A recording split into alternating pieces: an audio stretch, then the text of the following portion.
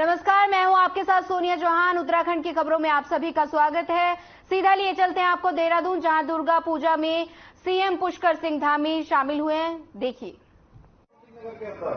चाहे आज ये धानक बता हो या हमारे और स्थान हो, हर स्थानों पर हमारा बंगला समुदाय पूरी तरह से आज फल फूल रहा है, अपने को विकसित कर रहा है, हर क्षेत्र में आगे बढ़ा रहा है। आपके राज्य के मैं आप सबके बीच से ही निकला हूं। मैंने बचपन से बंगाली समाज हो, चाहे सिख समाज हो, चाहे भरवाड़ का समाज हो, चाहे पूर्वांचल का समाज हो, चाहे हमारा मारवाड़ी समाज हो, हम सभी समाजों के बीच में रहकर यहां से मैंने अपनी शिक्षा के प्रारंभिक दिनों को आगे बढ़ाया है। इसलिए मैं आप सबसे कह सकता हूं कि आपकी जितनी यहां की समस्याएं हैं, जितनी यहां की परेशानियां हैं, उन सबको मैं भली भांति जानता हूं। और मैंने जिस दिन पदभार संभाला था, जिस दिन मुझे दायित्व मिला था, तब से मेरा लगातार ये प्रयास रहा कि अपने राज्य के लिए, अपने राज्य के लोगों के लिए, हमारे भाई बहनों के लिए, माताओं बहनों के लिए, बुजुर्गों के लिए, नौजवानों के लिए एक एक पल और एक एक क्षण राज्य की सेवा में समर्पित करूं, समाज के हर वर्ग को ऊंचा उठाने का प्रयास कर सकूं। उत्तराखंड में रहने वाले हमारे बंगाली परिवारों की अरसे लंबे समय से कई मांगे लंबित थी, हमारी सरकार ने उनको पूरा करने का प्रयास किया है। भाइयों बहनों, आप सबको पता होगा, एसपी अरोड़ा जी बैठे हैं, हमारे रामपाल जी बैठे हैं, कमल जिंदल जी बैठे हैं, प्रेम सिंह राणा जी भी हमारे साथ विधायक थे। तो उस समय में जो आप लोगों का जो सर्टिफिकेट बनता था, उस सर्टिफिकेट में पूर्वी पाकिस्तान शब्द लिखा जाता था। आप सबको मालूम है पूर्वी पाकिस्तान शब्द लिखा जाता था? जरा बताइए कितने लोगों को पता है? सब लोगों को पता है। कार्तिक जी, तुम्हें पता है? और ये कलंक था, ये पूर्वी पाकिस्तान लिखा जाना कहीं न कहीं सर्टिफिकेट में। सुजन भाई, ये बड़ा कलंक था ना। इस कलंक को हटाने का काम भी आप सबके आशीर्वाद से हमारी सरकार ने किया है। बस जिंदाबाद। अभी नजूल भूमि का मामला, वह भी लंबे समय से चल रहा था। नजूल भूमि का प्रदेश में दायित्व बंटवारे को लेकर बीजेपी के प्रदेश अध्यक्ष ने बता दें कि एक उनका बयान सामने आया है और उन्होंने कहा कि इसके पूरे मामले पर मुख्यमंत्री से बातचीत हो चुकी है और केंद्रीय आला कमान से भी इस विषय पर चर्चा हो चुकी है। लिस्ट मुख्यमंत्री को सौंप दी गई है और जल्द ही इस पर विचार करते हुए लोगों के नाम उजागर किए जाएंगे। साथ ही उन्होंने कहा कि बहुत जल्द ही ऐसे तमाम कार्यकर्ता को जिम्मेदारी दी जाएगी जिन्होंने पार्टी के प्रति अपनी वफादारी निभाई है।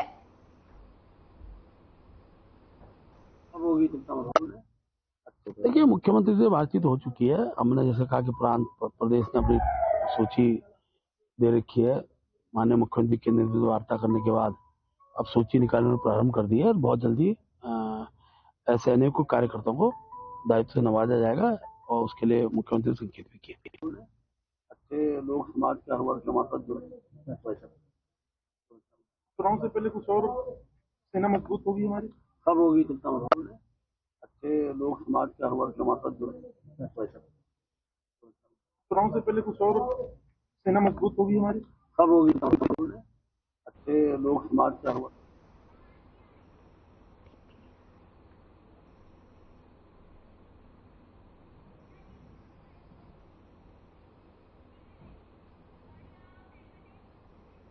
देहरादून में दुर्गाष्टमी के पवित्र दिन अवसर पर देहरादून स्थित मुख्य सेवक सदन में मुख्यमंत्री धामी और विभागीय मंत्री रेखा आर्य के कमलों द्वारा आंगनबाड़ी एवं मिनी आंगनबाड़ी बहनों को सुपरवाइजर के पद पर नियुक्त होने पर नियुक्ति पत्र वितरित किए गए। कार्यक्रम का शुभारंभ दीप प्रज्वलन कर किया गया और विभागीय मंत्री ने कहा कि प्रदेश की 150 आंगनबाड़ी और 17 मिनी कार्यकृतियों को सुपरवाइजर के पदों पर चयन हुआ है और जिन्हें आज मुख्यमंत्री पुष्कर सिंह धामी द्वारा नियुक्ति पत्र दिए जाएंगे।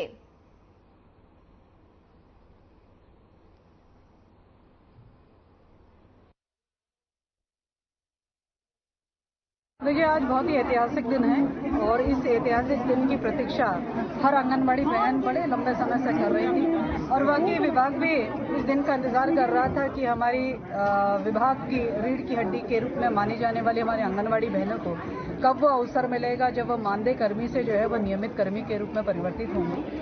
आज 22 तारीख यानी कि दुर्गा अष्टमी के दिन में वह दिन संभव हो पाया है और आज उन सब आंगनबाड़ी बहनों को जो कि बेहतरीन सेवाएं दे रही थी और इस दायरे में जितनी आ रही थी।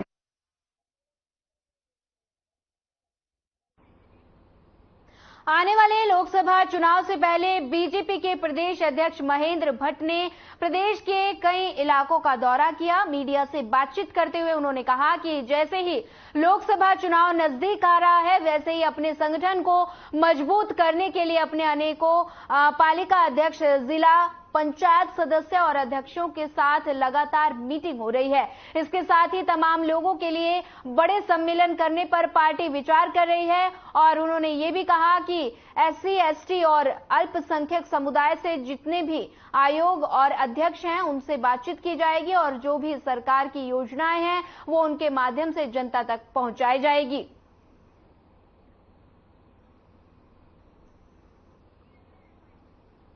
चुनाव से पहले कुछ और देखिए, लोकसभा का चुनाव क्योंकि अब तत्काल है और भारतीय जनता पार्टी अपने कार्य के विस्तार की दृष्टि से जहां हम लोग संगठन विस्तार का स्वरूप दिया है, अब हम तय कर रहे हैं कि हमारे अनेकों जनप्रतिनिधि, नगर पालिका के चेयरमैन से लेके सभासद से लेके जिला पंचायत से भिन्न भिन्न जो समाज के वर्ग के लोग हैं उन लोगों तक भी हमारा काम खड़ा हो, इसलिए हम बहुत जल्दी उनके जो जनप्रतिनिधियों के बड़े सम्मेलन सभी स्थानों में करने वाले हैं।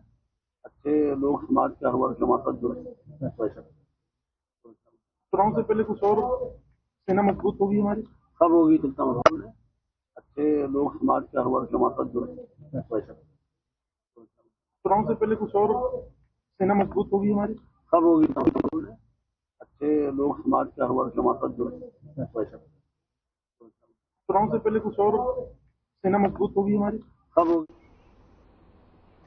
बीजेपी प्रदेश अध्यक्ष महेंद्र भट्ट के किसानों के संबंध में दिए गए बयान पर कांग्रेस अध्यक्ष ने टिप्पणी करते हुए कहा था कि बीजेपी मानसिक संतुलन खो चुकी है, जिस पर महेंद्र भट्ट ने पलटवार करते हुए कहा कि करण महाराज जिस पार्टी के प्रदेश अध्यक्ष हैं उसके राष्ट्रीय नेता आलू से सोना बनाने का काम करते हैं।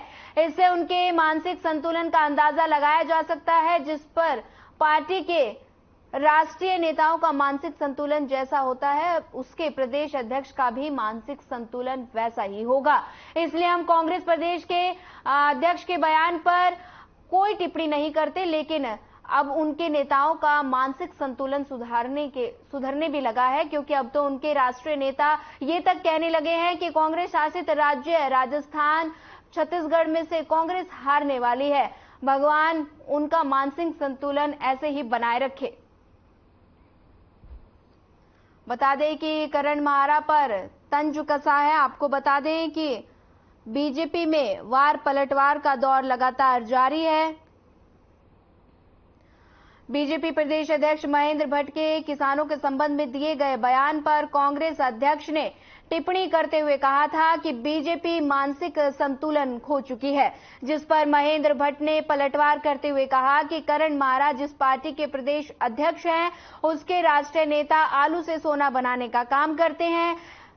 इससे उनके मानसिक संतुलन का अंदाजा लगाया जा सकता है। जिस पार्टी के राष्ट्रीय नेताओं का मानसिक संतुलन जैसा होता है उसके प्रदेश अध्यक्ष का भी मानसिक संतुलन वैसा ही होगा। इसलिए हम कांग्रेस प्रदेश अध्यक्ष के बयान पर कोई टिप्पणी नहीं करते हैं, लेकिन उनके नेताओं का मानसिक संतुलन भी सुधरने लगा है, क्योंकि अब तो वो राष्ट्रीय नेता ये तक कहने लगे हैं कि कांग्रेस शासित राज्य राजस्थान, छत्तीसगढ़ में कांग्रेस हारने वाली है। भगवान उनका मानसिक संतुलन ऐसे ही बनाए रखे। अभी आज सुनो, आज एक खबर कल ही कांग्रेस के माननीय प्रदेश के सामान्य अध्यक्ष के बयान में समाचार पत्र पढ़ रहा था, तो मुझे लगता है कि कांग्रेस के जैसे राष्ट्रीय नेता का मानसिक संतुलन रहता है वही प्रदेश के नेताओं का भी होता है। आलू से सोना बनाना, और अब तो मुझे लगता है उनका संतुलन ठीक होने लग गया है। अब उनके वरिष्ठ नेता कहने लग गए हैं कि राजस्थान है, जहां जहां उनकी सरकारें हैं उन जगह कांग्रेस हारने जा रही है। सबसे भेंट हो गई, ओके ठीक है, थैंक यू। आपके फिर कार्यक्रम लगे हैं? देहरादून में आगामी लोकसभा चुनाव के लिए महिला कांग्रेस ने भी अपनी तैयारियां तेज कर दी हैं। पार्टी की महिला विंग की प्रदेश अध्यक्ष ज्योति रौतेला ने कहा कि लोगों का झुकाव और रुझान अब कांग्रेस की ओर बढ़ गया है। लोकसभा में कांग्रेस बहुमत के साथ पहुंचेगी। ज्योति रौतेला ने कहा कि बीजेपी ने लोगों से बड़े बड़े वादे किए और सत्ता में पहुंचने के बाद कुछ नहीं किया और यही वजह है कि लोगों का अब बीजेपी से मोह भंग हो गया है।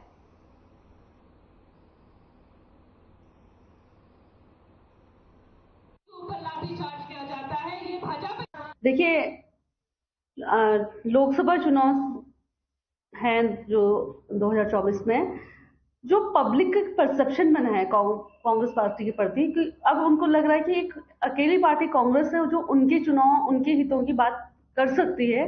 क्योंकि भाजपा बड़े बड़े नारे देके सत्ता में तो आ गई, लेकिन आज न भाजपा उनके बेटे की रोजगार की बात कर रही है, न महंगाई की बात कर रही है, न महिला सुरक्षा पे बात कर रही है।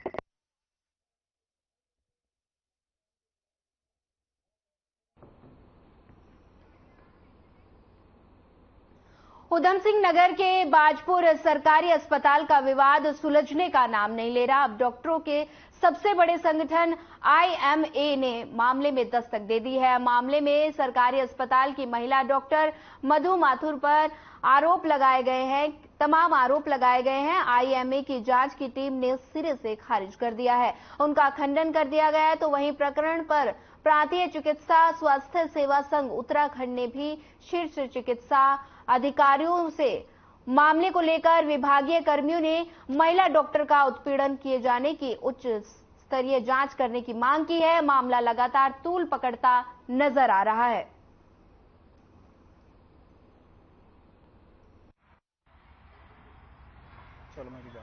मामला एक प्रकरण कोई सामुदायिक स्वास्थ्य केंद्र बाजपुर हमारे यहाँ जो है वहाँ पे महिला चिकित्सक हैं डॉक्टर मधु माथुर, जिन्होंने 13 तारीख को, इसी महीने की 13 तारीख को एक पत्र लिख के IMA से एक अनुरोध किया कि उनके खिलाफ कोई प्रोपेगेंडा जैसा कुछ या फिर दुष्प्रचार जैसा कोई चला रहा है, जिसमें उन्हें बदनाम करने की और उनके कार्य ना करने में या उसमें बाधा पहुंचाने की कोशिश की जा रही है बार बार।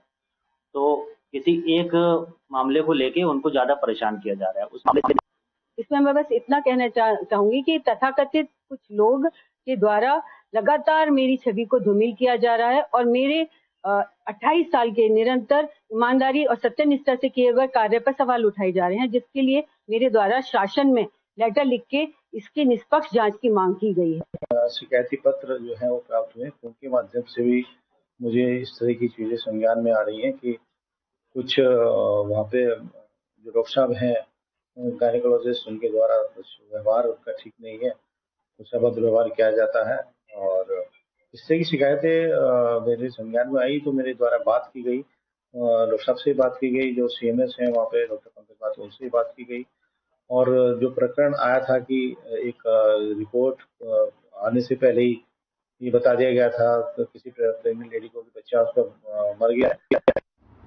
सर जी, वो बाजपुर का घटनाक्रम है जिस संबंध में पौड़ी के पर्वतीय मार्ग पर ऑटो को दौड़ने का सपना जनता को दिखा रहे नगर पालिका अध्यक्ष यशपाल बेनाम के अरमानों पर पानी फिर सकता है। कुछ दिन पहले ही नगर पालिका अध्यक्ष यशपाल बेनाम एक ऑटो को पौड़ी ले आए थे ताकि परिवहन विभाग ऑटो का ट्रायल ले और ऑटो का प्रशिक्षण सफल रहने पर पहाड़ी मार्ग पर ऑटो का संचालन शुरू किया जा सके।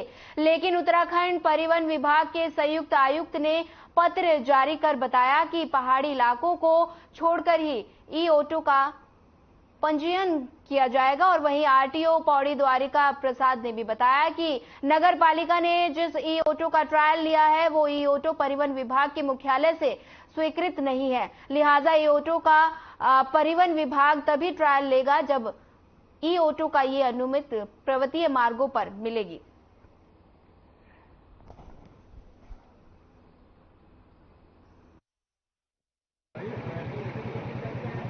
आपने इसमें बहुत अच्छा किया कि दोनों, मतलब एक तो संबंधित विभाग और एक जो कार्यदायी संस्था बनना चाह रही है, उस दोनों का वर्जन आपने इसमें लिया। लेकिन इसमें दो तरह की बातें आ रही हैं।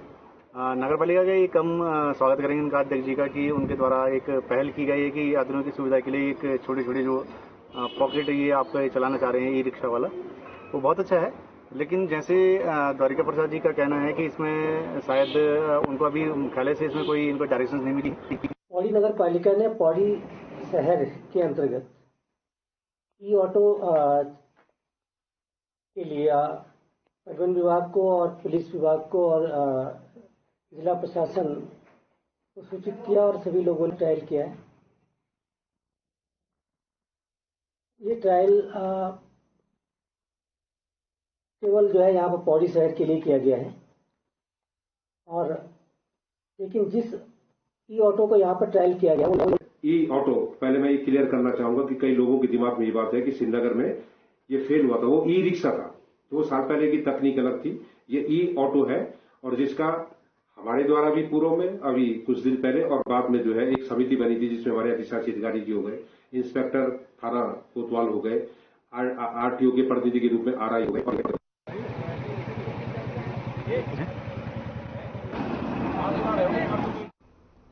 फिलहाल वक्त हो चला एक छोटे से ब्रेक का। ब्रेक के बाद जल्द हाजिर होंगे।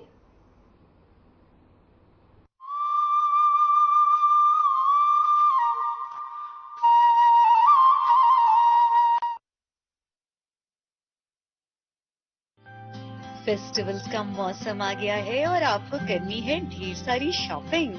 फिक्र किस बात की, हर साल की तरह आ गया है संजीवनी दिवाली फेस्ट, जहां मिलता है शॉपिंग का असली फन और मजा। कपड़े, ज्वेलरी, हैंडीक्राफ्ट्स, ऑर्गेनिक प्रोडक्ट्स, दिए और मिट्टी के खूबसूरत बर्तन, साथ में cultural programmes and mouth watering cuisine from all over India. Sanjeevani Diwali Fest on 28th and 29th October at Civil Services Institute, Old Masuri Road, Dehradun. Hey mom, hey, look, I can download a song really fast. I can make dosas.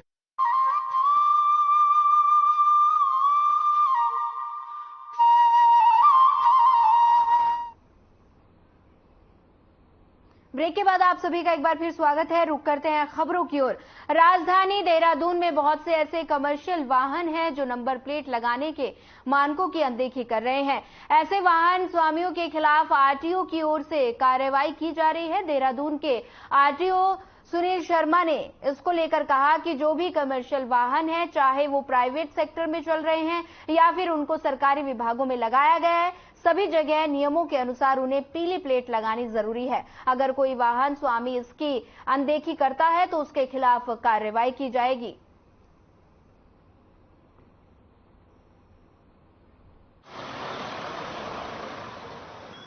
देखिए, हमारे माध्यम से विभागों को, विभागाध्यक्षों को और राज्य संपत्ति विभाग को बाकायदा नोटिस भेजे गए हैं कि कृपया वो ये अपनी स्तर से सुनिश्चित करें कि कोई भी गाड़ी जो उनके द्वारा हायर करी गई हो और उसका उपयोग अगर वाइट प्लेट में किया जाता है तो उसको उसके विरुद्ध क्या कहते हैं, हमारे को सूचना दें, हम उसका चालान करेंगे। और अपने स्तर से भी वो ये सुनिश्चित करें कि ऐसी वाइट प्लेट में गाड़ी ना चलाएं।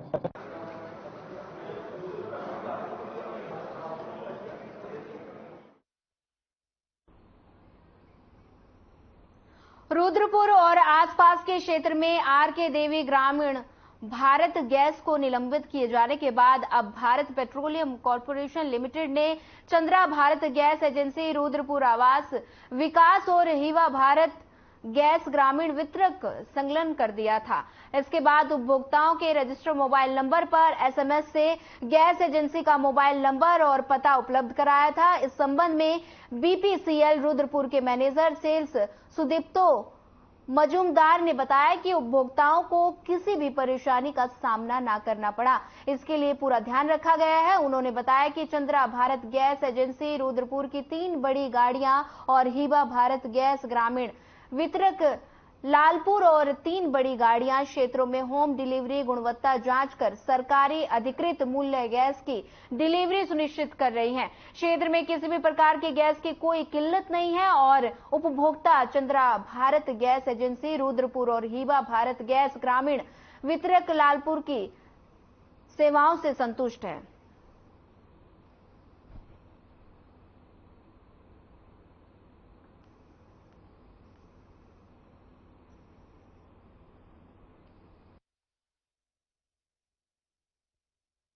देखिए पहले का जो मेरे का सिस्टम बना हुआ था वहाँ पे कि लोग जो है 4-5 लोगों 10 लोगों का इकट्ठा करके सिलेंडर लेते थे।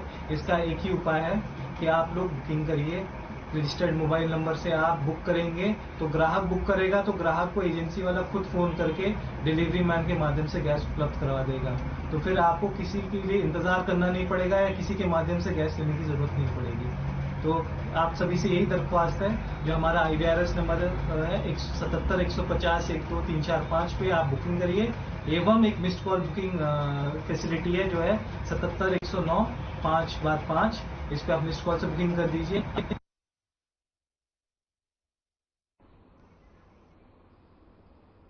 लालकुआं कोतवाली परिसर में आगामी त्योहारों के मद्देनजर अमन कमेटी की बैठक आयोजित की गई, जिसमें दशहरा, दुर्गा पूजा, वाल्मीकि जयंती, दीपावली आदि पर्वों को शांतिपूर्ण रूप से मनाए जाने की अपील की गई। वहीं कोतवाली के प्रभारी निरीक्षक DR वर्मा ने व्यापारियों से दीपावली पर्व पर निर्धारित स्थानों पर ही पटाखों की दुकानें लगाने की हिदायत दी गई।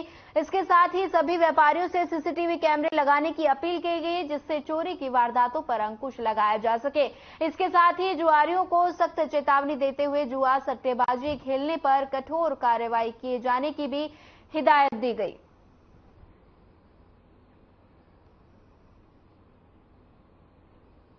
यहाँ पहुंचे हुए ग्राम प्रधान के पर्व के उपलक्ष्य में पीस कमेटी की मीटिंग रखी गई थी, जो संपूर्ण थाने से, जिसमें बतौर से, इंद्रप्रथा से, लालकुआं से, माननीय के द्वारा इस त्यौहार को सकुशल कैसे संपन्न किया जाए, इसके बारे में चर्चा की गई। क्या प्रिकॉशन बरता जाए, इसके बारे में बताया गया। सभी को सुरक्षित रहने और सकुशल त्यौहार मनाने हैं। त्यौहार के दीपावली पे हर जगह शिकायत आती है।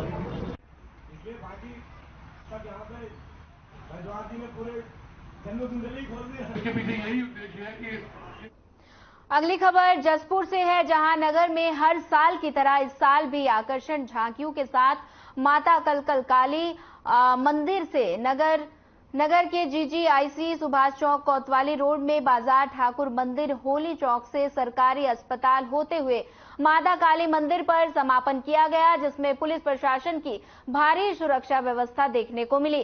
नगर वासियों ने भव्य झांकियों का जमकर लुत्फ उठाया। वहीं नगर वासियों माता रानी के डोले पर पुष्पों की वर्षा की गई। वहीं माता काली मंदिर समिति के महामंत्री धर्मेंद्र सिंह चौहान ने बताया कि यात्रा का मुख्य उद्देश्य नगर में सुख शांति का संदेश दिया।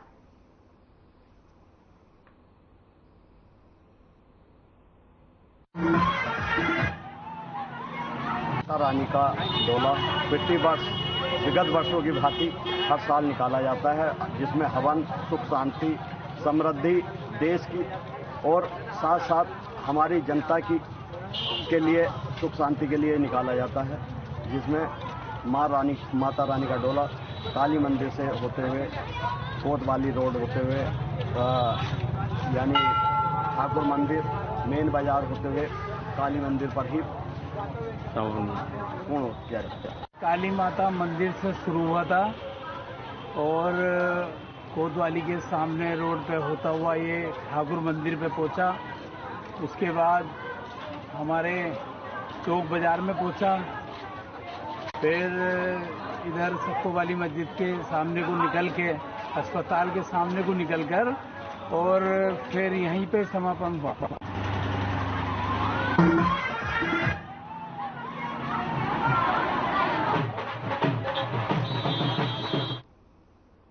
फिलहाल इस बुलेटिन में इतना ही। ज्यादा खबरों के लिए बने रहिए हमारे साथ। नमस्कार।